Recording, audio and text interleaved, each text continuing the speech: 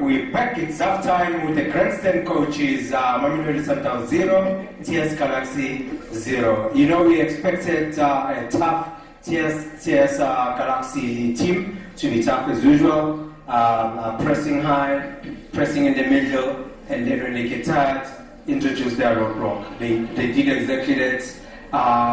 You know, we expected this. It's happening. How do we go forward? Before we go forward, let's go back. How did you see the first half? As I said in our opening statement or the pre-match, I'm expecting these guys to hold a very low block, and I was a bit surprised because they actually came out to play, but they were still very disciplined at the back, which meant that all our threats, if you can see Mshishi, whenever he tries to move, he's got 2-3 guys with him. When Shalulila tries to move, he's got 2-3 guys with him, and they're actually doing the slicing that I was talking about. So I'm not surprised. It's typical of Owen Dagama, and like I said, if we do not score in the first 15, this is going to be a very low-scoring game. I'm still sticking to the 1-0 that I predicted earlier. We are going to get the goal. We always do. Well, you know, Coach Owen, he converts these players into machines. You know, we saw somebody like Mbatha. You know, he played for us. He was a stylish player, full of tricks, trickery. Now he defends. He's up and down. I saw him getting himself hit, putting his head everywhere, putting his legs everywhere. You know, we're dealing with hard workers. Are we going to match these guys fitness-wise? Because we know that's also Owen and his team's strength is fitness, running for 95 minutes.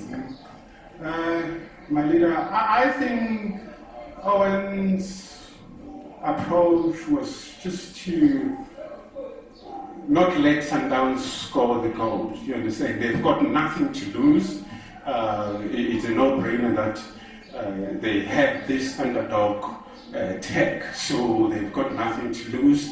They will be the happiest team for this first half, and we're pushing forward. And you could see we also, as my colleague mentioned, they're playing this low block, which I think that's their plan, just to catch us on the break with the likes of Mbatha, Matuku. So they're happy with the way things are going. We just have to make sure that we break that bus that they're packing. They want to catch us on the break. So we just have to make sure that we manage to pierce through that bus a couple of times. And I've noticed that the keeper is a suspect. He is not comfortable. If we keep on pressing and hitting the ball from long range, like you saw a couple of times when we flapped some of the balls. So, yeah. Coach Fraser, Sundowns 291 passes in the first half. Highlands 148. We know that we expected this. We expected Highlands to allow us to keep the ball in certain areas, but press us as soon as we approach. Do you see a gap? Where can we break this machine down?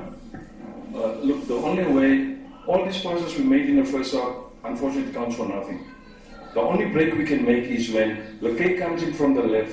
He should be careful not to lob the balls over because they also have tall defenders. He should try and work his way in and make a pass to the penalty spot or wherever. The goalkeeper, as my colleague said, is very suspect. Once they hit these balls and the ball rebounds off him, there should be a finisher there. Where is... Well, Mshishi tried some back heels instead of finishing them.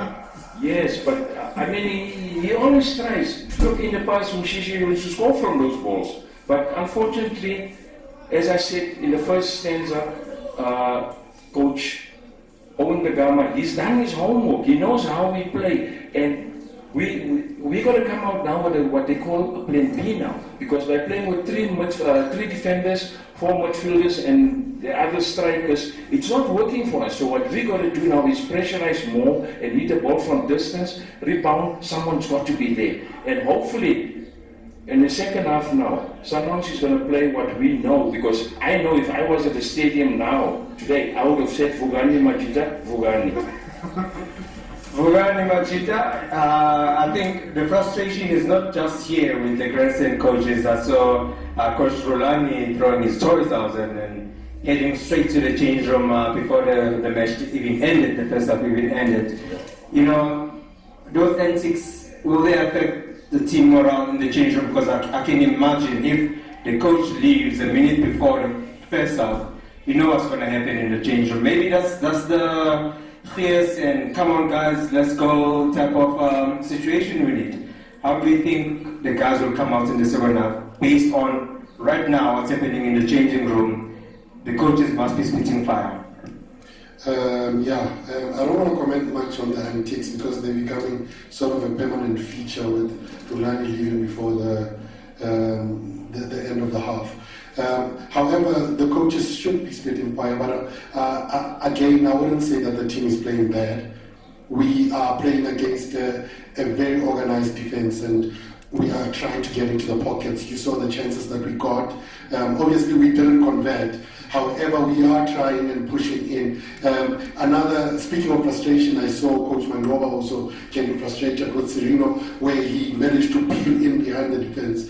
However, instead of making that final pass, he went for glory.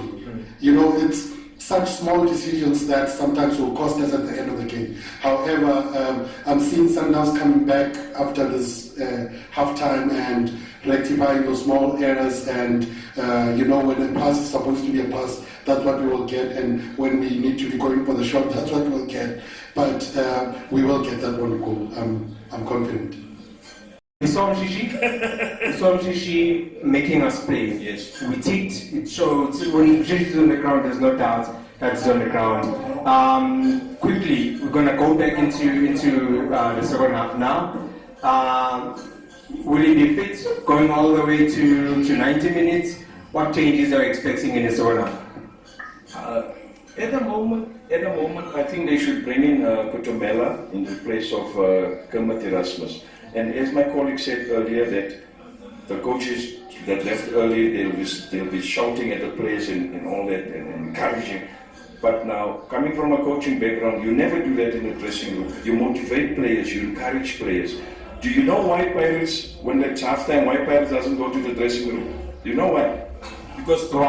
Because the coaches don't give them a chance to talk in the dressing room. That's why they always meet outside and they talk their thing. So when they go there and that coach Wanawanas, they know what they talked about. They know how they're going to play second half. To me, that's a sign that they've got no confidence in the coach. That's why they're coaching themselves on the outside. No, the mentality of overseas coaches is when we're in the dressing room, I talk alone. You all keep quiet. I talk alone, which is wrong. The captain can talk, the vice captain can talk, the goalkeeper can even make a comment to the benefit of the team. But with foreign coaches, they don't allow that. But coming back to Sundowns now, I think the changes should just be with Erasmus and explain to, what's his name? Cyrano. He should stay away from the left wing because he's more or less he's in the way of Mshishi and of Lekay. What he should do, Cyrano, is come to the right because on the right we don't have power coming up when we come up with the ball. We don't have nobody there. Thank you. Yeah, okay. All right, we are wrapping up the halftime analysis. We're going to come back full time. At full time, we'll do it briefly, full time, just to celebrate our 1-0 win since it's some could be left.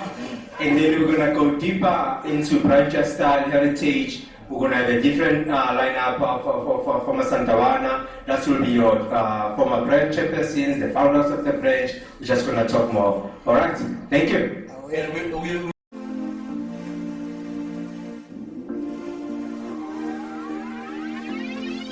Hell, I can see.